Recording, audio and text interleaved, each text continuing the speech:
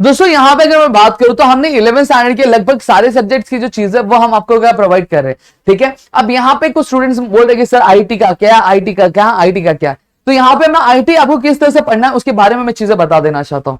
सबसे पहली चीज, आपके फर्स्ट यूनिट टेस्ट में आपको कोडिंग तो नहीं आएगा, कोडिंग के जो चांसेस है वो बहुत ज्यादा क्या कम है, कोडिंग के चांसेस बहुत ज्यादा कम है। अब यहाँ पे अगर मैं बात करूं तो आपको आईटी में आपके 11th स्टैंडर्ड की बात करूं, ये 12th वालों के लिए नहीं है, हाँ ये 11th वालों के लिए। तो 11th का जो पहला चैप्टर है वो पूरा कंप्लीटली थियरी है, उसमें आपको कोडिंग जो है वो आपको कम से कम क्या देखने का मिलेगा, यानी ना के बराबर देखने मिलता है। अब यहाँ पे अगर मैं बात करूं तो आपको क्या चीजें पूछी जा सकती है, आपको मोस्टली फिलिंग द ब्लैंक्स पूछा जाएगा, ठीक है। सेकेंड चीज आपको ट्रू और फॉल्स पूछा जाएगा, और बाकी सारे जो ऑब्जेक्टिव क्वेश्चन है वो चीजें पूछी जाएंगे। अब तीसरी चीज यहां पे अगर मैं बात करूं तो आपको आंसर द फॉलोइंग आएगा, यानी थियरी क्वेश्चन आएंगे। अब ये सारी की प्रिपरेशन किस तरह से करनी है, तो यहाँ पे जनरली क्या किया जाता है, जब मैं अपने 11th स्टैंडर्ड में था और मेरा भी जो सब्जेक्ट ऑप्शनल सब्जेक्ट वो आईटी सब्जेक्ट था, ठीक है।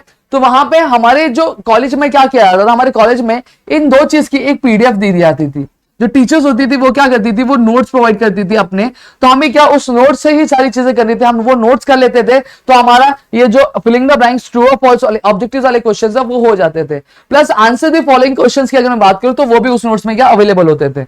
अब हो सकता है अगर आपकी टीचर वो नोट्स प्रोवाइड करे तो वो आपको करना है, प्लस आपका जो टेक्स्ट बुक है वो आपको चीजें करनी है। अगर नोट्स नहीं प्रोवाइड हो रहे तो क्या करे दोस्त सर, तो यहाँ पे जब नोट्स नहीं प्रोवाइड हो रहे तो सबसे पहले आपका जो एक माई बाप है वो आपका टेक्स्ट बुक है।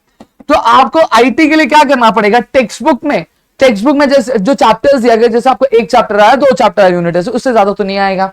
तो आपको क्या करना, आपके टेक्स्ट बुक को अच्छे से क्या गो थ्रू करना पड़ेगा, क्योंकि आपके आईटी में कुछ ऐसा फिक्स नहीं रहता है कि आपके टेक्स्ट बुक के पीछे से ही आएगा।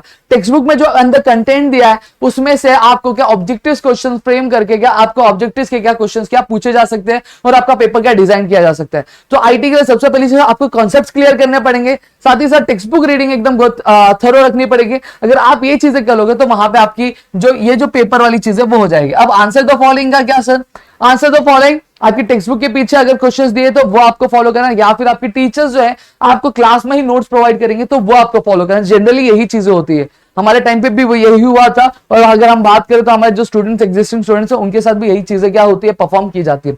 तो आप इस तरह से क्या कर सकते हो, अपने आईटी के क्या प्रिपरेशन क्या कर सकते हो, आपको लेक्चर्स में ध्यान देना है, आपको जो टीचर्स लिखा रही जो नोट्स दे रही वो आप फॉलो करो, उससे ज्यादा आईटी में कुछ आपको आएगा नहीं दोस्तों। और कोडिंग वाली बात करूं तो स्टार्टिंग में आपको कोडिंग ना के बरोबर है, तो यहाँ पे कोडिंग के आने के चांसेस क्या बहुत कम है। अगर फिर भी आएंगे तो अगर मैं बता दे रहा हूं आएगा तो आपको सेकंड यूनिट में आएगा, वो भी HTML वाला कोड जो है वो आपको आएगा, हाइपरटेक्स्ट मार्कअप लैंग्वेज, जिसे हम क्या करते हैं, हम क्या बोला करते हैं दोस्तों, जो आपने आपके लोअर स्टैंडर्ड यानी 9th-10th में भी क्या आपने HTML परफॉर्म किया ही होगा, समझ में आ गया। जहां पे आपका क्या रहता है, जहां पे अगर मैं बात करूं आपका हेड होता है, फिर उसके बाद आपका जो टाइटल्स होते हैं, ठीक है, इस तरीके की सीक्वेंस जो होती है वो क्या पूरी फॉलो क्या की जाती है, ठीक है।